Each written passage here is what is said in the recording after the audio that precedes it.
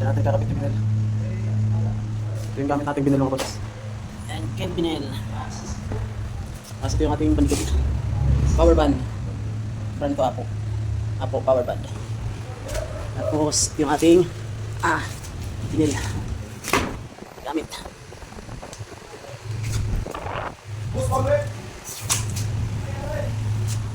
Yes. Bilis tanggalin mga boss. Natin yung ating ano. Ito binil natin. Kulay pa rin nung nandito. Ganyan din gagawin natin, bali lalagyan pa rin natin siya ng stick guide. Hindi madulas. Isang box nito is 12 pieces. Isang box 14 yung stick, pero meron kami tara dito na nakaraan. So, yung gagamitin namin.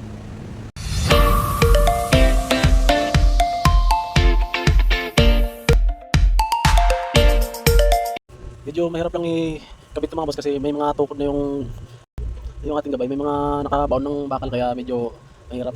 Kasi kailangan pa natin magkaltas-kaltas dyan para makapit ng gusto yung ating binil na ikakabit. Kailangan natin magkaltas. Bali ang lapad ditong binil natin mga boss is 20 by 120 yung haba. Pinutulan lang natin, din kulang kasi yung step niyan is nasa 25 cm yung lapad. So nagdagdag lang ako ng halos 5 cm para lumat siya. Pagka nilagyan kasi ng strip protection yan is tutuwad pagka hindi natin binuo na binil. Pwede naman sanang hindi na lagyan ng binil yung pinakakulang kasi matatakpan naman ng strip protector yan. Kaso kaya nilalagyan ko para makadikit siya ng gusto. Bali 14 step to mga boss. Ang pinabili ko lang kay sir is isang box lang para hindi na may sobra kasi kami dati na ilang piraso, parang 6 na piraso. Yun lang ang ginamit rin namin na pang dagdag. Bali isang box ang nabili namin dyan. Pansin nyo mga boss, ang daming kaltas. Puro kaltas ang inabot kasi may pinakabakal kasi sa ibaba nyan. Ang kagandahan lang dyan, yung step na magkakapitan ko is kahoy. Kaya hindi ako nahirapan mag-screw. Pero lang mahirapan magsalang. Tapos mga boss, sinunod natin itong aluminum. Bali itong aluminum, ganun din ang ginawa natin, puro kaltas din.